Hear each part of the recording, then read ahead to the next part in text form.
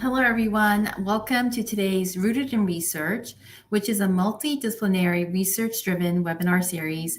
My name is Sang Choi, a pharmacist and research scientist at OCM, and the moderator for today's webinar. So today we will be discussing the latest advancements in cannabis research, and our distinguished researchers present on emerging trends, evidence-based findings, challenges in cannabis research, regulatory barriers, and other topics. Before we go on, I will be reading a disclaimer.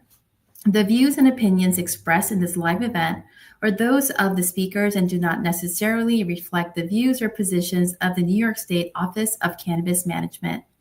The New York State Office of Cannabis Management makes no claims, promises, or guarantees about the accuracy, completeness, or adequacy of the contents and expressly disclaims liability of the opinions expressed. The appearance of these speakers is for the information and convenience of the public and does not constitute endorsement, recommendation, or favoring by the New York State Office of Cannabis Management. Today's presenter is Dr. Amanda Reiman, and she is an internationally recognized cannabis expert and public health researcher. Formerly the in-house cannabis expert for the Drug Policy Alliance, she has written for and has been quoted in numerous national and international publications, as well as peer-reviewed academic journals and several textbooks. She was the first chairwoman for the Berkeley Medical Cannabis Commission and a commissioner for the Oakland Cannabis Regulatory Commission. She is in the process of publishing a textbook on harm reduction approaches to working with adolescents who use substances. Dr. Reiman earned her PhD in social welfare from the University of California, Berkeley, and conducted one of the first research studies on medical cannabis patients and the use of cannabis as a substitute for alcohol and other drugs. Dr. Reiman is currently Director of Student Experience for Green Flower Media, overseeing their 60 cannabis certificate programs available at universities around the country. She's also the founder of Personal Plants, an education platform focused on helping people develop healthy, balanced relationships with cannabis. In development is a 10-week online program called Cannabis in Balance, which helps people identify and change unhealthy behaviors around cannabis use. Dr. Reiman currently lives just outside of Tacoma, Washington, with her partner, Sean, and their 2 cats and 2 dogs. Welcome, Dr. Reiman. Thank you for joining us today. Today's presentation title is Cannabis in Balance, Moderation and Mindful Consumption. So without further ado, I will turn this over to you, Dr. Reiman. All right. Well, thank you so much for having me. It's a pleasure to be here. And I'm really excited to bring this topic. I feel that it's not talked about enough, especially in a post-legalization environment. And it's important as we move forward with new access pathways for cannabis and new products coming on the market regularly, that we have a conversation about what healthy consumption looks like. So that's what we're going to talk about today. I'll have plenty of time to answer questions at the end of the presentation. So if you have a question, feel free to ask it, and hopefully we'll be able to get to all of them.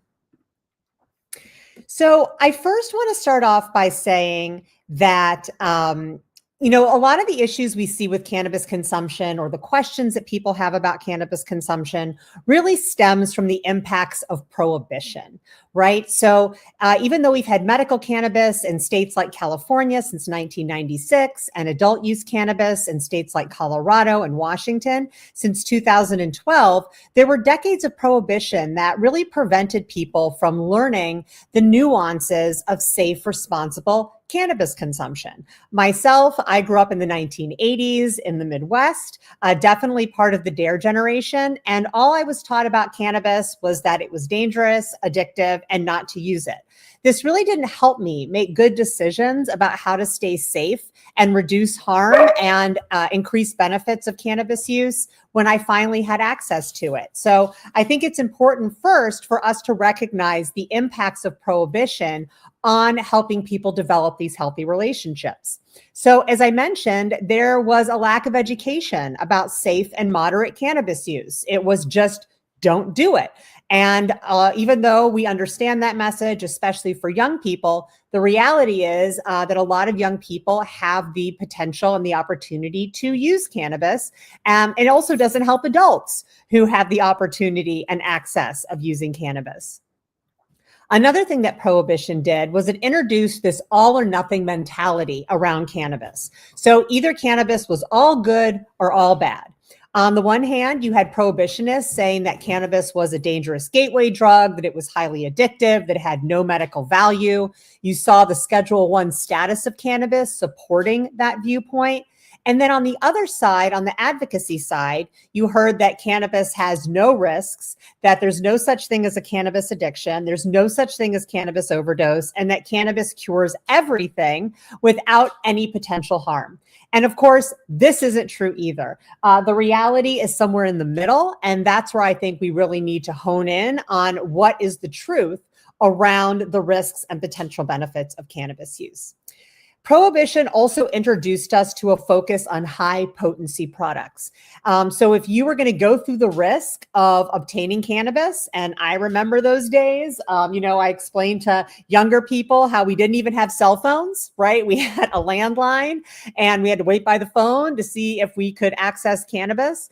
If you went through all of that, in addition to taking the risk of being arrested, and then you got a product that didn't really get you high, you felt that you got ripped off. So during Prohibition, we saw almost a complete disappearance of high CBD product. We also saw a focus on breeding cannabis for potency because this is what was in demand in the unregulated market at the time. And we do see some remnants of that even into a legal regulated market. We also saw the stigma and legal status of cannabis preventing people from asking for help. So if you felt that maybe your cannabis use was unhealthy or maybe you took too much, there was a real hesitancy to go to the doctor, to talk to a mental health professional about it, especially if you were a parent, because there could be assumptions made about your fitness of being a caretaker. There could be assumptions made about your mental health stability. And so a lot of times people didn't ask these questions. One of the interesting statistics we see post-legalization is an increase in the number of people going to emergency rooms for THC overdose. Now, as a researcher, I'm asking myself, is this because more people are experiencing THC overdose? Or is it because people who are experiencing that feel more comfortable going to seek medical attention because it is legal? And honestly, it's probably a little bit of both. Another thing we saw during Prohibition was the inclusion of cannabis in the all other drugs of treatment approaches. So people that were struggling with their cannabis use, meaning that maybe they were using too much or they were using inappropriately or they were using despite negative outcomes, were sent to the same treatment centers as people that were using all other drugs.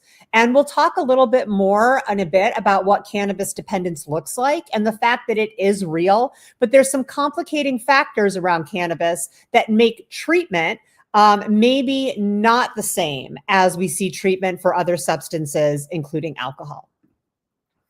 So why is it important that we talk about this? When Sang and OCM approached me and asked me what I wanted to discuss, and I said that this is what I wanted to discuss, why is that important? Why is this something that we should be talking about? Well, for one thing, yes, there is no fatal overdose of cannabis. That is true. But overdose is a thing, right? Overdose basically means that you took more than intended and had a negative outcome as a result. If I eat too much ice cream and get a stomach ache, in effect, that's an ice cream overdose or a dairy overdose. So yes, you can take more THC than intended. And you can have a negative outcome as a result. Now, will you die from that negative outcome? No. There are no cannabinoid receptors in the part of the brain that regulates breathing. So unlike opiates and alcohol, where if you take too much, it basically depresses the part of the brain that regulates respiration and you die, that doesn't happen with cannabis. So no matter how much you take, you will never stop breathing, although you could be quite uncomfortable depending on your tolerance level. And just like THC overdose, cannabis dependence is real. It's a thing. There are folks that use cannabis despite having negative outcomes. There are folks that try to cut down and aren't able to. This is a real thing. It's not as prominent as dependence on some other substances, and it doesn't really fit our current models of addiction. So even though it exists, it requires us to think outside the box when talking about how to help people that are experiencing this issue. Another aspect of cannabis is the building up of tolerance. So the more cannabis you use, the more you need in order to have the same outcome. So especially true for medical patients. If you're using cannabis to treat chronic pain and you're taking it regularly, you may find that over time you require more cannabis to have the same outcome. At the same time, for a lot of folks, there's a lack of negative outcomes, which really is good, right? Because we would rather not be hugging the toilet after a night of consuming cannabis, like we might be after a night of consuming alcohol. But because we don't have that, because we don't have the hangover the next day, sometimes it can be easier to fall into habitual use. I certainly remember when I was in my early 20s, going out for a night of drinking and wanting to try all the alcohols and waking up the next morning telling myself I will never do that again. And so there's definitely lessons that are learned through these negative outcomes. And even though it's nice that we don't experience them with cannabis, it does lead us to have to really keep habitual use in check. We have a lot of high potency products on the market. So, cannabis flower has been around for thousands of years, but we've even seen the potency of THC in cannabis flower increase through legalization. There's always been highly potent flower, but now it's more widely available to more people. And we're also seeing things like concentrates, extracts, including the oils that are in vape pens, edibles, all that have the potential to be very highly potent products. And we have methods of consumption like vaping, which I'll get into a little bit later. But using vape pens is very habit forming, right? There's no ritual associated with breaking up the cannabis, finding your vessel, consuming some, having to do that again. You can use vape pens in a much wider variety of places than you can smoking. And there's a whole hand-to-mouth thing that psychologists will tell you creates a habit in and of itself. Now, how does capitalism fit into this? Because this is definitely a very important component when we talk about moderate consumption and mindful consumption. Well, right now in the United States, we have access to cannabis on a level that we have never had access before. Even when cannabis was legal and in a lot of patent medicines prior to the 1937 Marijuana Tax Act, we did not see the kind of commercialization of cannabis as an individual ingredient or product that we see today. And we live in America, and America has a capitalist structure, which means that businesses are for profit. That their goal is to sell cannabis. And if you look at other systems like our healthcare system, there's definitely some concerns when the capitalism and the public health come together. And when your allegiance is to your shareholders and to the investors, and perhaps not so much to the consumer. Now, there's a lot of cannabis companies out there that are very consumer focused, that lead with the consumer experience, that are developing consumer friendly, low potency products. But as a lot of you in the audience probably know, it is very difficult and very expensive to be profitable in the cannabis industry. So again, there's a lot of push and pull around wanting to sell products to a market that really values high potency and habitual use, and understanding that mindful, moderate use may be healthier for the individual consumer. So why do I care about this? What's kind of my stake in this game?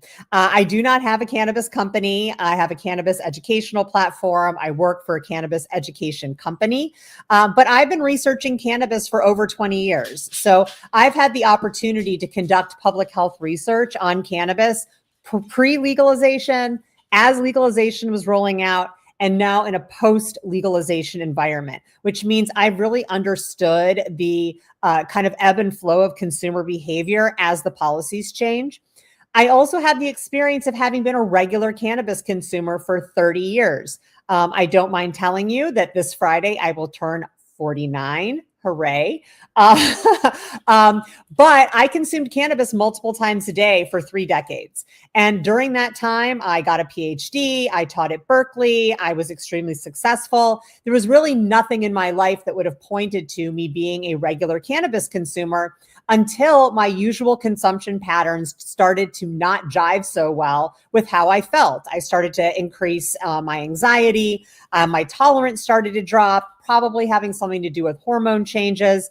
And I had to face the facts that I needed to change my relationship with cannabis. And it was through that process that I really understood the lack of resources for people who are in my situation, who may not even be looking to stop completely, but maybe they want to stop smoking, or maybe they only want to use occasionally versus regularly.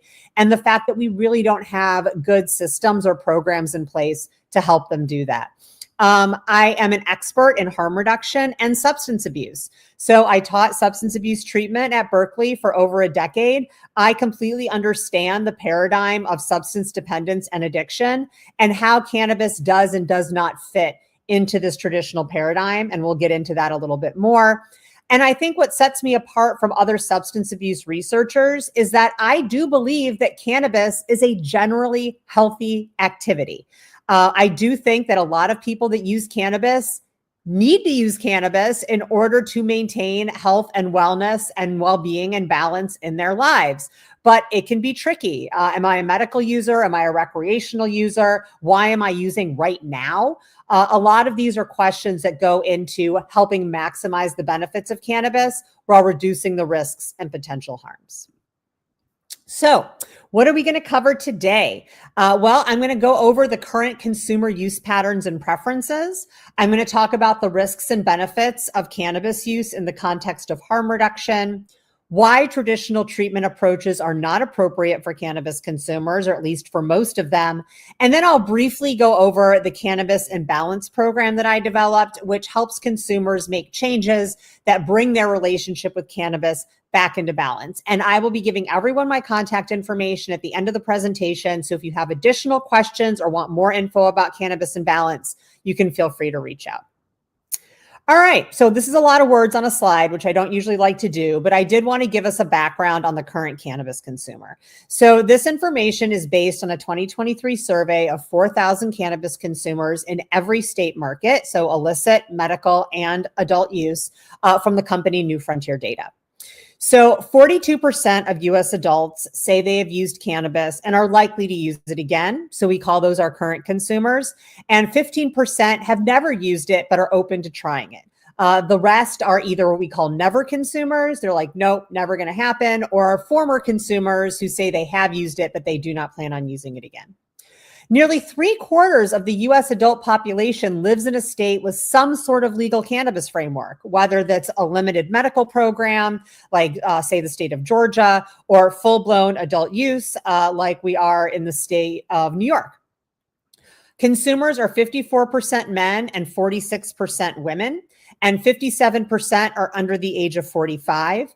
I'll show a graph in a minute that shows what age groups have made the biggest gains since legalization in their consumption. But I do want to say that I think that the number of women is underreported. As I mentioned, women have always faced more stigma and negative consequences to admitting being a cannabis consumer because they are usually the primary caretaker for children. So there are a lot of risks to admitting to being a cannabis consumer if you're a woman.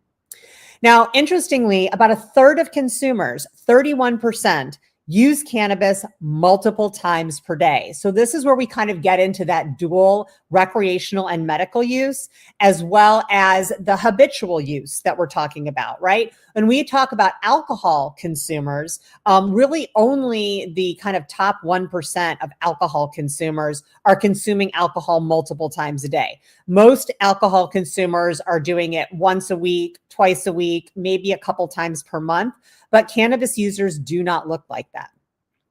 83% of consumers use it for what we call unwinding.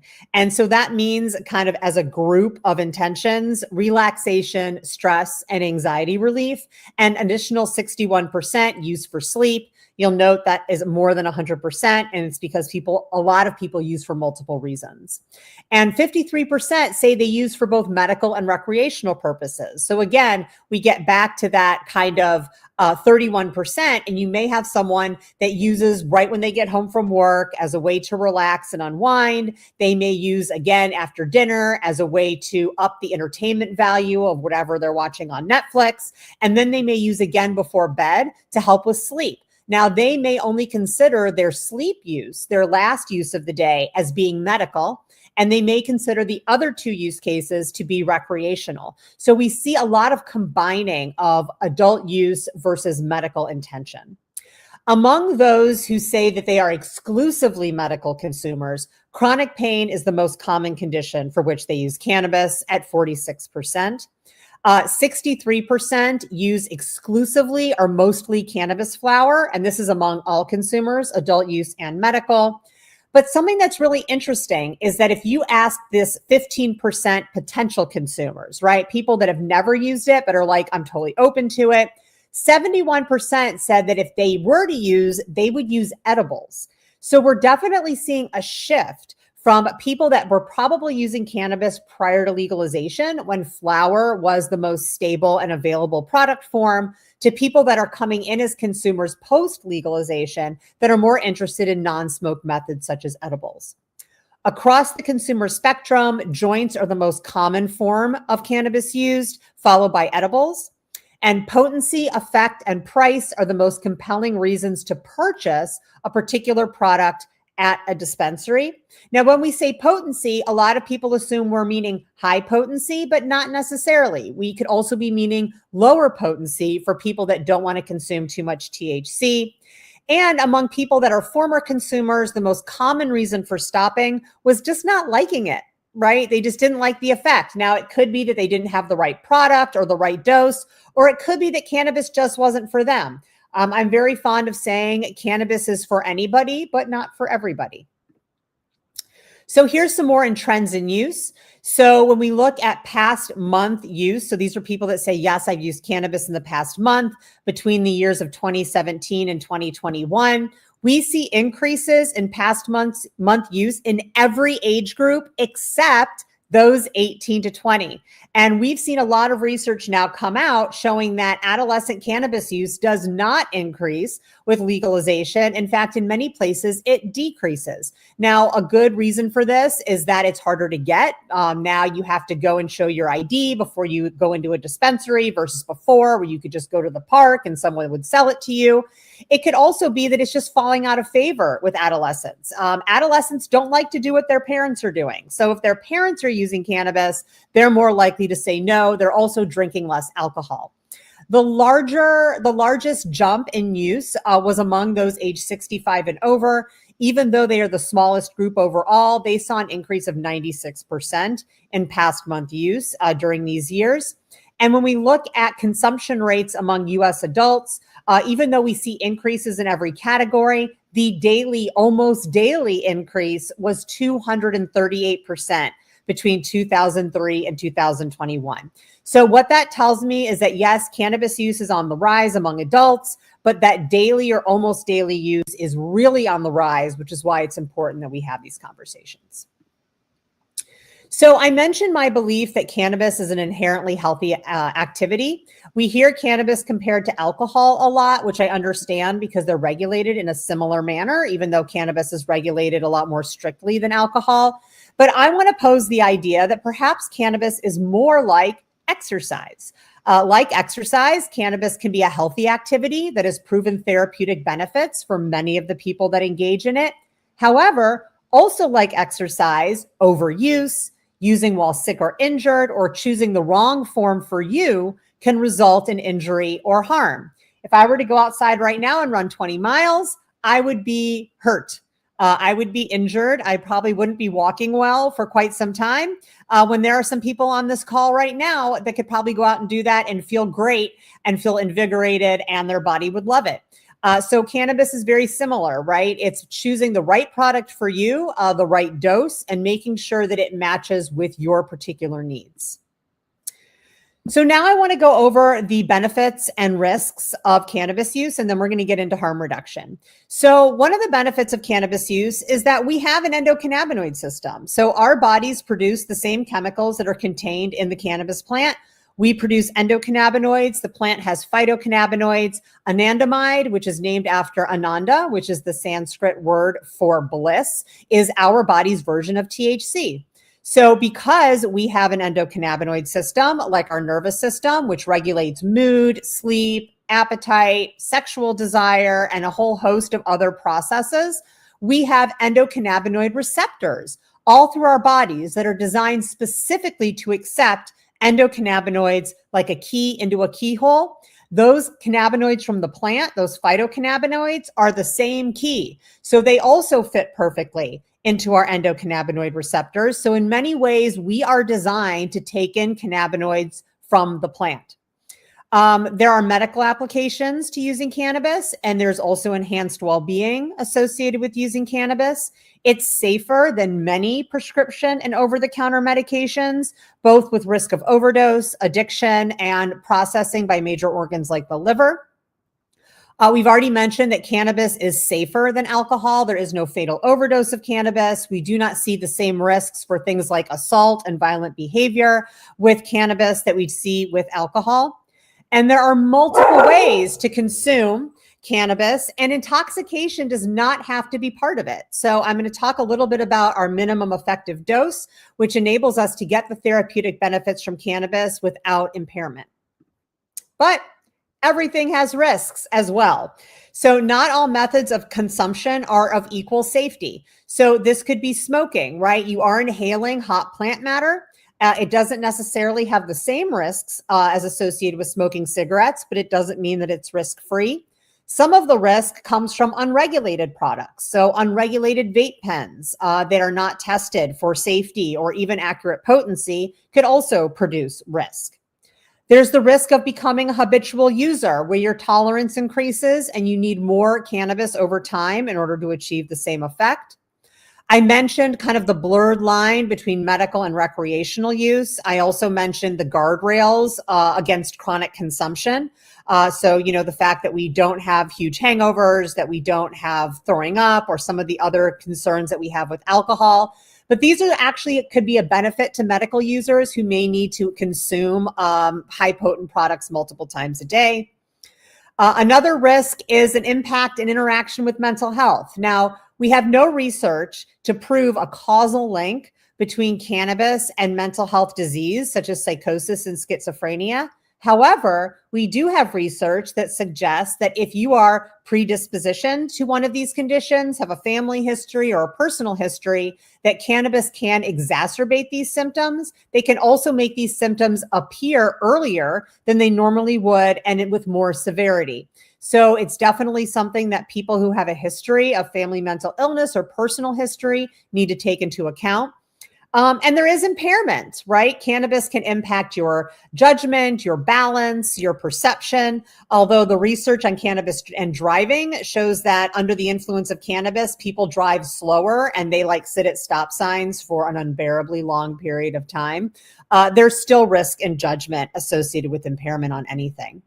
And then the unpredictability. Cannabis is very sensitive to set and setting, so your mindset in your environment. And also it can be difficult to dial in your dosing and titration, meaning getting just the amount that you need in order to get the effect that you want. All right, so we're going to move into harm reduction now. Harm reduction as a philosophy says that abstinence is not necessarily required in order to reduce the potential harms of using a substance. Now, harm reduction exists outside of drug use. Seatbelts are harm reduction. Condoms are harm reduction. We know that there are potential harms associated with driving and associated with having sex. And we're not telling people not to do those things. Well, some of us are telling people not to do those things. But in a harm reduction perspective, we're saying here are ways that you can reduce potential risk and possible harm. So what does this look like when we're talking about cannabis? Well, for one, it's mindful or intentional consumption. So, really thinking about, why am I consuming cannabis right now? Am I doing it for a specific reason, or am I doing it just because my brain is saying it's time to do it? And like a habit, I'm just used to doing it right now. We can look at least harmful methods of consumption. So I have a lot of people come to me that say, I've been smoking cannabis for a very long time. I'm starting to notice some negative health effects in my skin and my voice and my gums, and I want to change to a different method. Finding your minimum effective dose. So your minimum effective dose is the smallest amount of cannabis you can consume and still get the effect you want. I was really bad at this when I was a consumer. I would consume a little cannabis and I would say, oh yeah, that did it. I feel really good. But I bet if I consume more, I feel even better. And because we don't have those guardrails of consuming too much, other than anxiety or some of the impacts of THC overdose, it can be hard to stop. Your brain's like, oh, that feels good. I want more. But maintaining your minimum effective dose is a good way to keep from building up tolerance. Now, along those lines, harm reduction also includes the availability of lower dose products. This can be really hard to find. Try going into a dispensary and finding high CBD flower. It is very difficult. The industry definitely caters more to people that want to feel the effects of cannabis. But I have some suggestions on how we can bring lower dose products and lower potency products into the marketplace. It's really important to take what we call tea breaks or tolerance breaks to help reset your tolerance so that you can maintain that minimum effective dose. I suggest for all folks, unless you severely need cannabis to treat a medical condition, to take at least a weekend off a month of cannabis completely. It doesn't take that long for your tolerance to reset. So doing this helps keep that habitual use in check.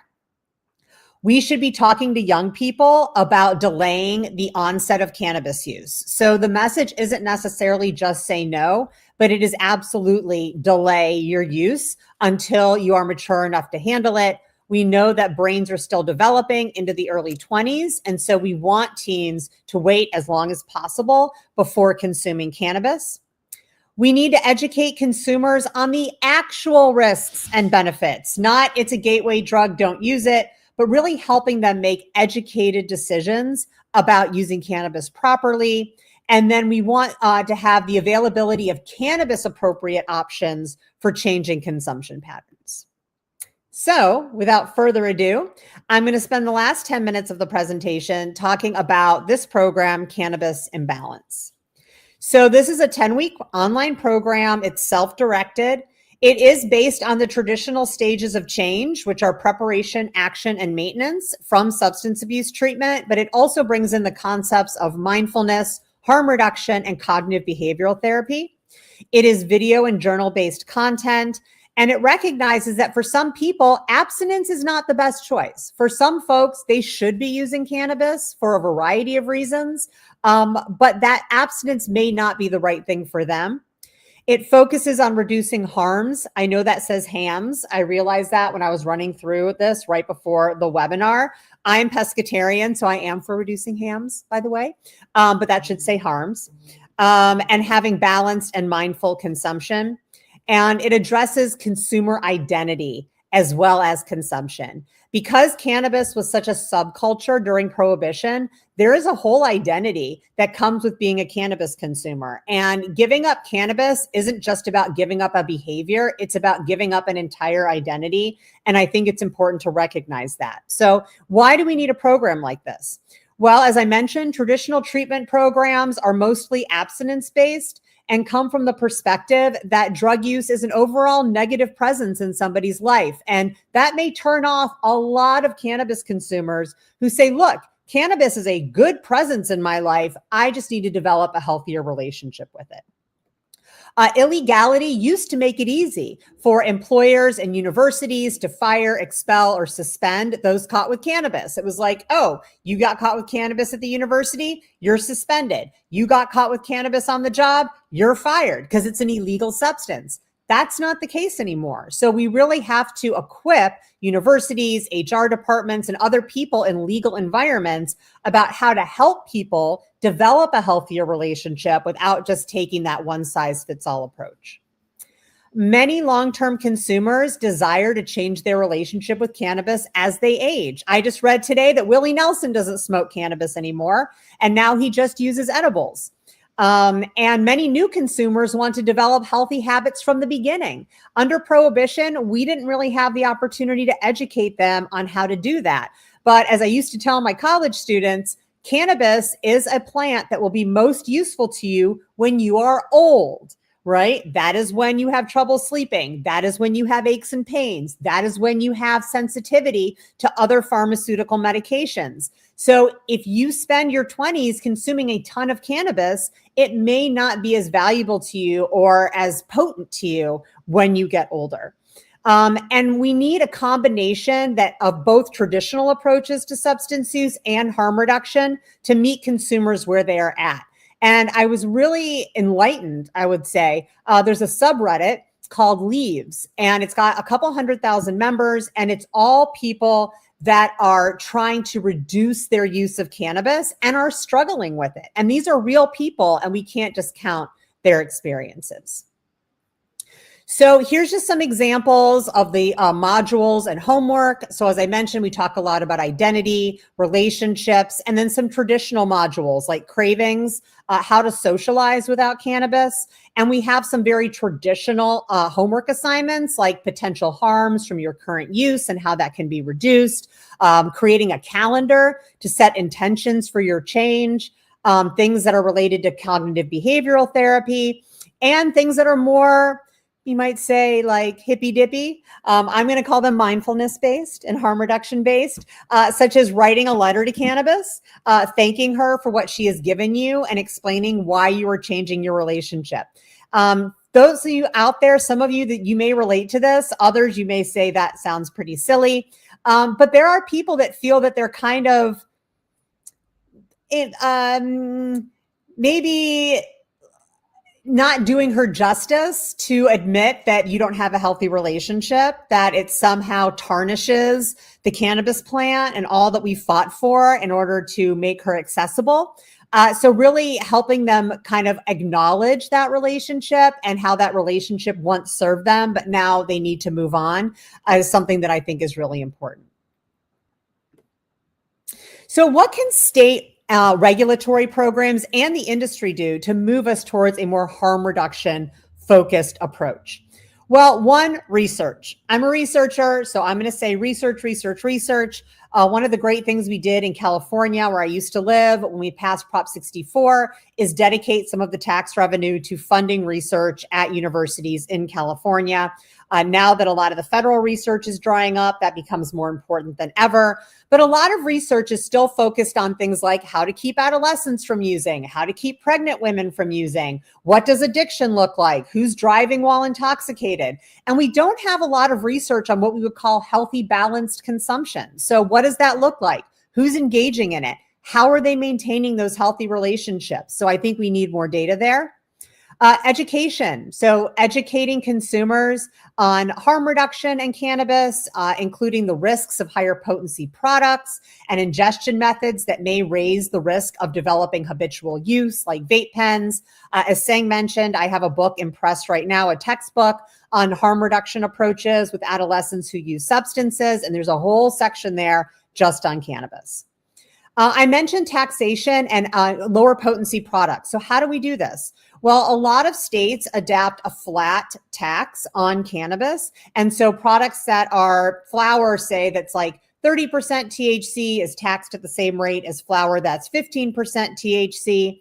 And so this really incentivizes higher potency products into the marketplace because there's no cost differential. So if we were to instead adopt a potency-based tax where we were taxing by level of THC percentage, you may see more incentives for, first of all, consumers to buy lower potency products and for producers to create lower potency products. Now, the caveat to this is that I do think if we go with a potency-based tax, you have to exempt cannabis patients from the tax because you can't punish them for needing higher potency products, and a lot of them do. I also think it's important to have social consumption options for two main reasons. One is it gives oversight. So there are people there that can teach people about how to consume cannabis safely and moderately. And if something does go wrong and somebody has a bad experience, there are people there that can bring aid to them. The second reason is that it takes people off the streets using cannabis. And I know that this has been a particular point of contention in New York, but in most places, you can't walk around the streets drinking alcohol, but you have plenty of bars and restaurants and other places you can go to sit and drink alcohol and socialize. So I do think social consumption is really important. Harm reduction. So creating harm reduction focused programs for teens and youth. There's two out there that right now that are really great. One is Safety First, which was developed by Drug Policy Alliance. The other is Just Say No, KNOW, which was developed by Stanford University. And then finally, appropriate treatment. So giving real cannabis specific treatment options for those who are looking to change their use or whose use may be disrupting their lives. All right, so we're going to go through some key takeaways and then we're going to get to questions. So I hope you got some good ones. So some key takeaways. So many of the issues we have with cannabis today is not due to cannabis. It's not due to people's ignorance. It's not even due to regulations. It is because of the shift from prohibition. That's where a lot of these issues were born, and the shift from that to capitalism and what that does to the market and what people are looking for and how products are being marketed to them. Nearly half of US adults have tried cannabis and say that they will use it again. So they are having good experiences, and this is something that people are interested in. 30% of consumers use cannabis multiple times a day, and daily consumption has grown by 238% between 2002 and 2020, which really says that we need to pay attention to how to help people develop mindful and intentional and moderate relationships with cannabis. Cannabis is often compared to alcohol, but I think it's much more like exercise, a healthy activity that can also harm and injure if done too much, incorrectly, or in a way that overloads the system. Cannabis has benefits and risks, like everything. There's no one-sided coin. The key is educating the public how to maximize those benefits while reducing those risks, which is why harm reduction is a perfect paradigm for cannabis because it does not demand abstinence and stresses moderate and mindful consumption. I have developed Cannabis in Balance, which is, to my knowledge, the first treatment program specifically for cannabis that recognizes the benefits of use, does not demand abstinence, and instead focuses on developing a healthy, balanced relationship with the plant. And finally, there are several things that state regulators and the industry can do to educate consumers, encourage moderate mindful use, and neutralize the, sorry, my slides are covering it. And it's the grand finale. Well, I'll just say, and neutralize the impact of the commercial market on overconsumption and habitual use. So before we get to questions, this is all my information. This is my email, amanda@mypersonalplants.com. Anybody that's out there, if you have questions, they can be personal questions, they can be regulated questions, they can be product questions, feel free to reach out to me. You can also check out my website, which is mypersonalplants.com. I have a ton of articles, like 5 pages worth of articles that are just focused on harm reduction, cannabis, and mindful and moderate consumption. You can follow Personal Plants on Instagram. That's my LinkedIn if you want to follow me personally or get in contact with me there. And I also produce a web series called The Truth About the Plant. My timer, a web series called The Truth About the Plant. It's on YouTube, and it is all of your basic questions about cannabis. Can I overdose on THC? Is cannabis addictive? How do I talk to my teen? What is CBD? Pretty much everything you could ask under the sun, all in 20 minutes or less, and all backed by science. So if you have questions, if there's people in your life that you think could benefit, I have friends who show it to their adolescents, then that's a place that you can go and look for that. So with that, I think we're going to open it up to some questions.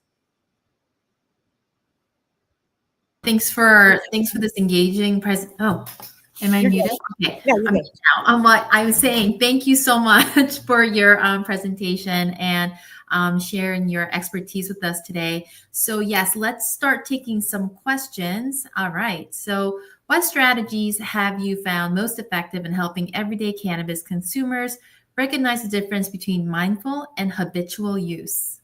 That's a great question. And I think the key is to ask yourself every time before you consume, why am I consuming right now? Now, I want to stress that there's no bad answer. So there isn't like, well, I'm consuming because I've had a stressful day is a worse answer than I'm consuming because my back hurts. There is no right or wrong answer, but it brings into your mind your intention. And, for a lot of folks that use cannabis multiple times a day, they may not even remember consuming. Like they may sit down and consume, and maybe they've consumed like 3 times before they even realize that they're consuming because they're just so used to doing it. It's become such a habit. So getting in that practice of before you consume, even if it's just picking up a vape pen to take a hit, why am I doing this right now? And awareness is the first step to changing behavior. Yeah, I agree. Thank you for that. We have some other questions. Okay, so as a woman going through perimenopause, I'm curious how cannabis, especially when used mindfully, can support common experiences like sleep disturbances, anxiety, and hormonal shifts. Well, great question. Sang and I were saying before this presentation, not enough attention being given to those of us that are experiencing the change or on our way to experiencing the change. So, as I mentioned, your endocannabinoid system is a regulatory system. And a lot of these symptoms that appear during perimenopause and menopause are dysregulation. Things like body temperature, sleep, anxiety, mood shifts, right? Those are coming because our hormones are out of whack, to put it lightly. And so cannabis can definitely help bring us into regulation. And there's a lot of symptoms of perimenopause and menopause, like temperature regulation, mood regulation, sleep disturbance, that can be helped with cannabis. So, intentionality is still really important. But there's a lot of products on the market right now, especially those with CBN for sleep. Products with things like linalool, which is a terpene that's very relaxing, that's found in lavender, that can help with some of these things. So, don't be afraid to experiment, but always keep that intentionality. I also recommend that people keep a journal. Sometimes you try a bunch of products and you're like, oh, wait, there was that one, but I don't remember what it is, or you can't find it again when you go into a dispensary. So I would keep a journal of what you're using, what symptom you're trying to treat, how well it did. And that way you can really get yourself on a regime of the right products for the right symptoms. Yeah. Thank you for that. Okay. How does one handle increasing tolerance levels and resetting and a need for increasingly higher doses when there is a regular daily medical need? So this is a thing, right? As I mentioned, cannabis tolerance can build up over time. And so the impact of that on the good side is it's a reduction in impairment. So people that are regular medical consumers that consume multiple times a day don't experience the same impairment as people that are occasional consumers. But at the same time, you may find that you're increasing your dose over time, which you may not want either. So I think, again, there's that reset of taking a tolerance break, even if it's just 48 hours. And if you're like, I can't go 48 hours without cannabis because of my symptoms, it can be just reducing the amount of THC that you're taking in for 48 hours, low enough to where your symptoms are still being managed, but where you're not having the same tolerance issues. So in terms of method of consumption, I'm a huge fan of tinctures because tinctures come in all different ratios. So you can maybe find something that's a 10-to-1 CBD to THC, or a 1-to-1 THC, CBD, something that's lower than what you're using right now, and just try to reduce that level of THC for a little while. And you will find that will help reset your tolerance. Yeah, good information there. So do you have any data you can report on the efficacy of your program, and do outcomes seem to vary based on age and duration/amount of use? Well, that's a great question. So we piloted this program for the first time last summer, so about a year ago, with 20 individuals that volunteered to be a part of the program. None of them were looking to eliminate cannabis completely, but they were all looking to reduce their cannabis.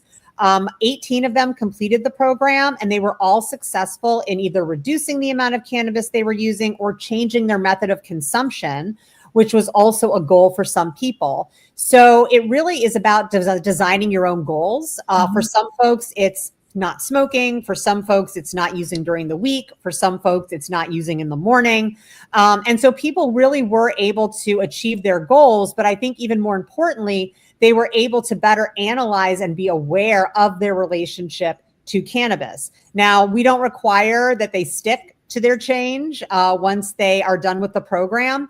But I think having the experience of knowing that you can reduce your use, that you can change methods of consumption was really helpful. And we had people of all ages, of all use histories, from early 20s to in their 60s, and people that used for medical as well as recreational purposes.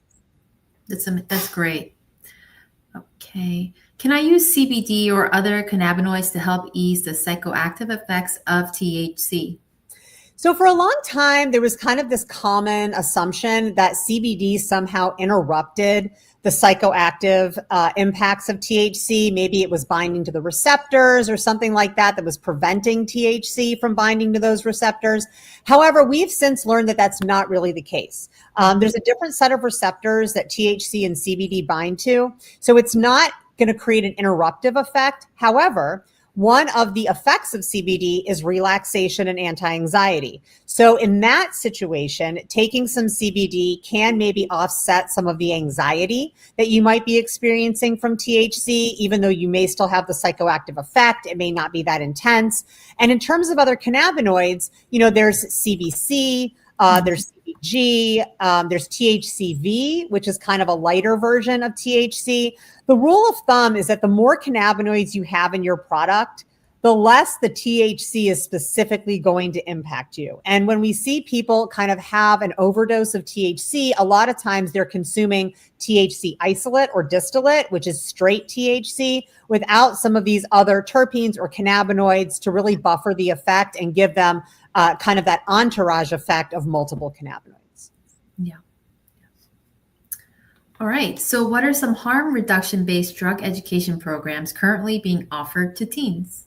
So I mentioned these during the presentation, but just if folks want to look them up, Safety First, which was developed by Drug Policy Alliance, and you can get that from their website, which is drugpolicy.org. And then a former student of mine, actually, who's now getting her PhD at Stanford, helped develop a program called Just Say No, KNOW, which you can also look up. Do not confuse it with the DEA's program of Just Say No, KNOW, because they came later. She was first. But these are both programs that are actively being used in schools that really help young people make good decisions about substance use, including cannabis, rather than just giving them kind of that scare tactic, blanket, just say no approach. Yeah, that's amazing. I mean, we're doing something like that at OCM as well. So yeah, it's going in the right direction. All right. What else? How can cannabis be used as a treatment for people addicted to other substances like alcohol or opiates? Well, this is a great question. And we definitely have research that shows that cannabis can be a substitute for opiates, and it can be a substitute for alcohol. And we see that in markets where cannabis is legal, there's a reduction in alcohol sales. What we have less of is formal research on the process of using cannabis for people who are dependent on these products. Now, there's a lot of anecdotal evidence. There's a lot of Facebook groups and other places out there and communities where people talk about how they've done this. But just from my own research in this area, and I've done research primarily on opiate use, I see three main ways that this can be done. One is as a withdrawal medication. So, some of the symptoms that cannabis treats, like muscle spasms, trouble sleeping, nausea, trouble eating, mood disturbance, are common withdrawal symptoms from both alcohol and opiates. So to help people get through that withdrawal period so that they can be abstinent, cannabis can be helpful. The second is as a substitution for whatever they're using those products for. So for opiates, it can be pain. For alcohol, it can also be pain. It can also be for social experiences. So using it in the moment as a psychoactive substitution. And then third, as a maintenance substitution. So long-term, we call that Cali sober, which means that you don't use any other drugs, but you do use cannabis, is a way that people can use cannabis to maintain long-term abstinence for things like alcohol and opiates. One caveat, Alcohol withdrawals can be very medically dangerous, especially if you're a severe consumer. So if you're out there and you use a lot of alcohol and you have severe dependence on alcohol, please do not withdraw yourself unless you are under the care of a physician. Right. Yeah, that's very, very important. So I think we have time for one more question. So how do social consumption centers ensure that people do not drive home intoxicated? Well, a lot of the same tactics that bars use, right? So people go to bars, they drink alcohol. So how do bars ensure that people do not drive home intoxicated? Well, for one thing, they have safe server training. So if you're going to serve alcohol, you need to take safe server training and be certified by your state to serve alcohol. And part of that is recognizing inebriation and recognizing when someone's overserved, when they need to not be served anymore, when they need to be cut off and be given a drink of water, when it needs to be recommended that they take a taxi or an Uber instead of driving home. Sometimes bars have designated driver programs where if you're the designated driver, you get free soda while you're there for the night. So consumption centers can institute something similarly. And I know in Las Vegas, they have a policy where you can leave your car overnight in the parking lot of the consumption center. And that way, if you drove there, but you need to take an Uber home, you can come back and get your car the next day. You don't have to worry about it being towed. And then, of course, education. So helping people understand the onset and the duration of different products, having low dose products available. So people that want to consume, but don't want to consume a lot of THC or only want to consume CBD. These are all ways that we can implement harm reduction, because that's what this is, in the environment of social consumption. Yeah, I agree with you. Well, Dr. Reiman, thank you so much for today. This was really, really amazing. So I have some things in closing. So I know, Dr. Reiman, you put up your social and your contact information, but if we could put that up again, that would be really great. All right. And so today's session will be available on YouTube right after, including the slides. And we also encourage you to sign up for the newsletter to stay in touch and connected with us. And you can also visit our research page for more information about cannabis research license. And if you're interested in presenting, please make sure to fill out the Rooted in Research Speaker Interest Form. And there is also a post-webinar survey. We will be putting that up, but I will also send it to you in an email. Just please fill it out if you can. That will really help us to improve and make our webinars better. And your feedback really helps us very much. So just stay tuned for next month's July's Rooted in Research webinar for more information. And once again, we thank you so much for joining us today. And thank you, Dr. Reiman. Have a good night.